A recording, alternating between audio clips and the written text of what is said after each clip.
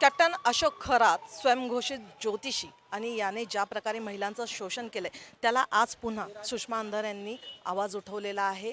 याच्यामध्ये ज्या महिला आयोगाच्या रुपाली चाकणकर आहेत त्यांनी तातडीने त्यांची नार्को टेस्ट व्हावी, त्यांना अटक करण्यात यावी आणि त्यांना सह आरोपी व्हावं असं सुषमा अंधारे यांनी सांगितलेलं आहे। ताई, या नक्की काय प्रकरण आहे? कारण याला वाचा पण तुम्ही फोडली, आता आणखीन वेगवेगळ्या तक्रारी येत आहेत। कॅप्टन खरातने अनेक महिलांचं यौन शोषण केलं, पण या संबंधाने ज्याने आवाज उठवला त्यांचा आवाज दाबायचा प्रयत्न खुद्द महिला आयोगाच्या अध्यक्षांनी केला। त्यामुळे महिला आयोगाला तात्काळ म्हणजे महिला आयोगाच्या प्रमुखांना चाकणकरांना तात्काळ सह आरोपी केलं जावं। क्रिमिनल कॉन्स्पिरन्सीचा त्या भाग आहेत हे स्पष्ट होतंय अनेक पुराव्यांवरून। त्यामुळे त्यांना सह आरोपी करून त्यांना अटक केली जावी आणि त्यांची नार्को टेस्ट व्हावी ही माझी मागणी आहे। ज्या प्रकारे चाकणकर ताई त्यांचे पाय धुताना दिसत आहेत, त्यांची पादपूजा करताना दिसत आहेत, छत्री धरताना दिसत आहेत, कुठेतरी त्यांचा या सगळ्या गोष्टींशी संबंध आहे असं वाटतं? नाही, त्याचे पुरावे आलेत म्हणूनच मी त्यांना सह आरोपी करा म्हणते। काय काय पुरावे आहेत ते? मी काल दत्तात्रय खेमनरने ते पुरावे पुढे आणलेत। 1 वर्षापूर्वी दत्तात्रय खेमनर नावाच्या पत्रकाराने जेव्हा यावर आवाज उठवला तेव्हा त्याला धमकावणारे पत्र स्वतः चाकणकरांनी आपल्या महिला आयोगाच्या लेटर हेड सकट पाठवलेली आहेत। त्याचा माफीनामा मागितलेला आहे। अनेक वेळा वेगवेगळ्या लोकांना फोन केलेले आहेत, त्या संबंधाने काही फोन कॉल रेकॉर्डिंग व्हायरल झालेले आहेत।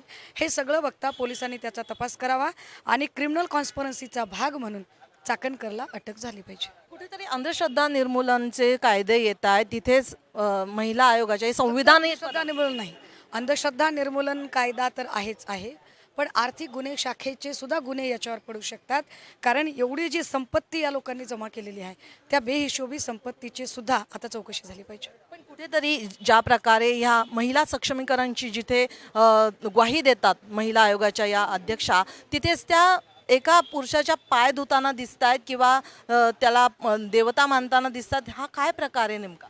नाही, हा प्रकार काय आहे तेच पोलिसांनी तपासावं, याचसाठी आमचं हे चाललेलं आहे। याच्यामध्ये अनेक दिग्गज नेत्यांची पण नावं समोर येतात। विखे पाटलांनी कोणी असेल, जो कोणी गुन्हेगार असेल त्या सगळ्यांची चौकशी करावी एवढी आमची अपेक्षा आहे। त्यांनी पाय उतार व्हावं असं वाटतं या सगळ्या? मी अटकेची मागणी करते, तुम्ही पाय उतार फार क्षुल्लक म्हणताय, मी अटकेची मागणी करते त्याच्यातली। ताई, शेवटचा प्रश्न, रुपाली चाकणकरांनी या महिलांच्या जे शोषण झाले त्याच्यामध्ये रुपाली चाकणकरांचा हात आहे का असं वाटतंय?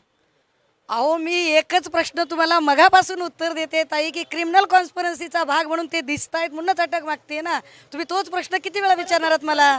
काय यार, काय करताय तुम्ही? मी एकाच प्रश्नाचं उत्तर तुम्हाला 10 वेळा तेच देते। तोच प्रश्न आहे की रुपाली चाकणकरांचं जे नाव आहे तुम्ही याच्या म्हणजे गुन्हा चालू असतो त्याच्या कटकारस्थानातला सहभाग असा त्याचा अर्थ होतो ताई। 2025 साली याचा राजीनामा दिला होता ट्रस्टवर। मी तेच सांगते हो तुम्हाला, एकच प्रश्न किती वेळा विचारताय राव, कठीण आहे तुमचं।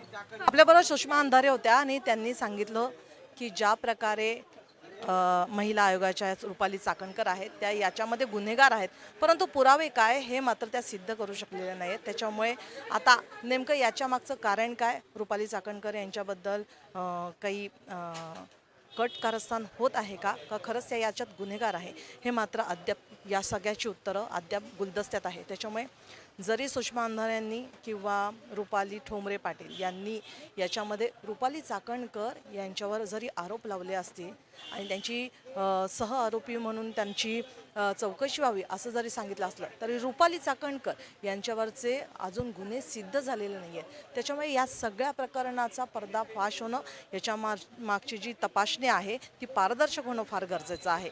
व्हिडिओ जर्नलिस्ट रोहित वनकटेसह प्रतीक्षा पारखी, LS मराठी, पुणे।